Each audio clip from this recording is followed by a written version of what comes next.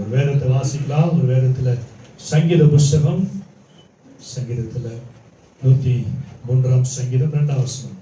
வேதத்தை எடுத்தவங்க எல்லாம் சங்கீத புஸ்தகம் எடுத்துக்கொள்ளுங்க. 103:2.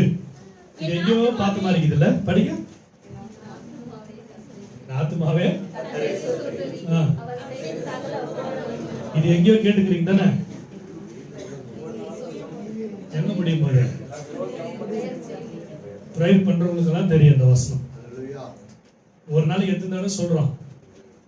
எத்தனை தடவை சொல்றோம் சொல்லுங்க. ஜெபம் பண்றவங்களுக்கு கேட்டா எத்தனை தடவை சொல்றீங்க ஒரு நாளைக்கு இந்த வசனத்தை மட்டும்? சொல்லுங்களா? ஒண்ணு தடவை ஒண்ணுன்னு சொல்லுங்க. பேன் முழிக்கிறீங்களா எல்லாம்? இஞ்சி துண்ண மக்கி மாறிக்கிறீங்களா எல்லாம்? சொல்லுங்க. என்னன்னு 2 தடவை சொல்றியாமா? சொல்றதுக்கு நான் அக்கம் நம்ம தானே யாருன்னா வெளிநாட்டுல வந்துக்கிறாங்க, ஃபாரினர்ஸ் இருக்கிறாங்க. சொல்லுங்க எல்லாம் நம்ம வீடு தானே. ஒரு நாளைக்கு எத்தனை தடவை சொல்ற பிரியா? சொல்லு. எப்ப சொல்ற சொல்லு. சாப்பிடும் போது காலையில ஏதுக்கும் போது ஒரு தடவை. இது நல்லா புதுசா இருக்குது. பல்லு வளர்க்கும் ஒரு தடவை. எத்தனை தடவை இந்த பக்கம் எத்தனை தடவை சொல்றீங்க? 3 வாட்டி சொல்றாரு. சொல்லுங்க பிரதர். எப்பப்போ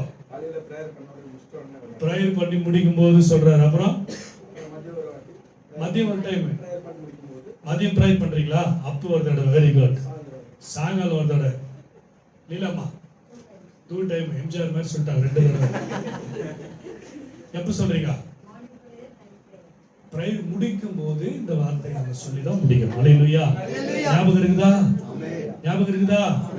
அந்த வசனத்துக்கு இருந்து நம்ம ஃபாலோ பண்றோமா? அம்மா புதுசா வந்துக்கிறாங்க. தமிழா கன்னடாவா? தெலுங்கு. தெலுங்கு లేదమ్మా நமக்கு. அர்த்தம் ஆయింది தமிழ்.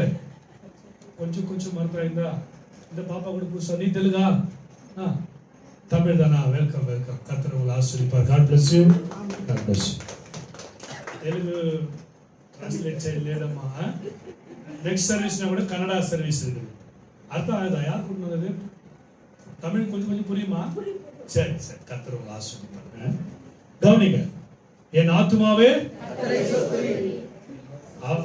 அவர் செய்த,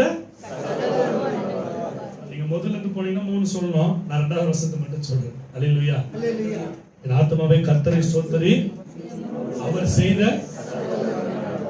சகல உபகாரங்கள மறவாத. மறந்துடாத. என்னத்த?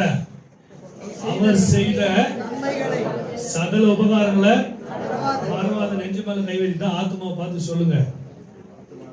என் ஆத்மாவே கர்த்தரை ஸ்தோத்திரி, அவர் செய்த சகல உபகாரங்களையும் மறந்துடாத. நீங்களே பேசிக்கணும். தாவீது அடிக்கடி சொல்ற, என் ஆத்மாவே ஏன் கலங்குகிறாய் என்று சொல்றார். கர்த்தரை நோக்கி காத்துரு, அவரால் உனக்கு ரட்சிப்பு வரும்ன்றார். அல்லேலூயா. ஆத்மாவை பார்த்து தாவீது பேசுகிறார், தன்னுடைய ஆத்மாவை குறித்து. அல்லேலூயா. இப்ப தாவீது சொல்றார், என் ஆத்மாவே கர்த்தர் செய்த நன்மைகள் என்ன பண்ணிட, உபகாரங்களை மறந்துடாத. மறந்துட கூடாது. நம்ம என்ன செய்யணும்? நன்றி சொல்லணும். கர்த்தர் செஞ்ச உபகாரங்கள் என்ன பண்ணணும்? மறந்துட கூடாது. ஸ்தோத்திரம் பண்ணணும். ஸ்தோத்திரமே வரமாட்டேங்குது வாயில. அல்லேலூயா.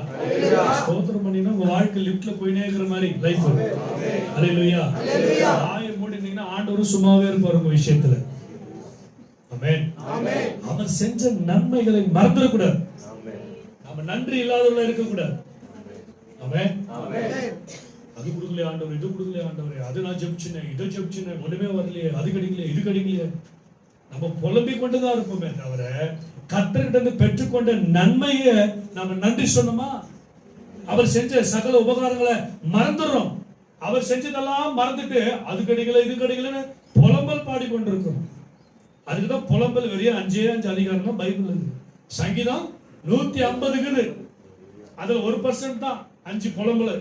ஆனா நம்மளுக்கு என்ன ஆயிட்டு, புலம்பல் தான் 150 இருக்குது, சங்கீதம் 5 தான் இருக்குது. நல்ல வேலை ஆண்டவர் அதை மாத்தி எழுதிட்டு இருக்கிறார். ஒருவேளை யோசி, புலம்பல் மட்டும் 150 இருந்தா என்ன சொல்லியிருப்பீங்க? எவ்வளவுக்கு பாருங்க புலம்பல். அதனால ஆண்டவர் புலம்பல் கொஞ்சோண்டு வச்சுக்கிறாரு. சங்கீதத்தை நிறைய வச்சிருக்கிறதுல பெரிய புஸ்தகம் இதுதான். ஆமா, அதுதான் பெருசு. நல்லா துதிக்கணும். கர்த்தர் செஞ்ச நன்மைகளை நினைச்சு ஸ்தோத்திரம் பண்ணிட்டே இருக்கணும் வாழ்க்கையில.